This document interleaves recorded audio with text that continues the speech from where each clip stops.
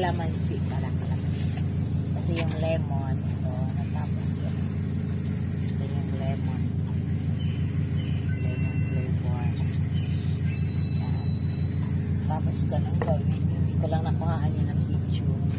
Tapos ito yung isang flavor. Yung nauna, yung antibac, ubus na din. Tapos yung kulay blue natin, dishwashing. Hindi masyadong mabenta, kaya mag-i-stick ako dito sa calamansi and lemon. Hindi kasi sila familiar sa sa ibang flavor. Parang naninibago sila. Pag nakakasanayan nila yung calamansi and lemon lang. Pero ako mas gusto ko tuloy yung yung kulay pink na tawag yung flavor niya, strawberry flavor.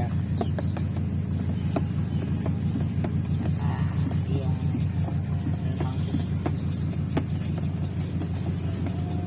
Anyway, meron tayong 6 kinds of flavor of dishwashing liquid. Kaya lang po, mas mabenta po yung calamansi and lemon.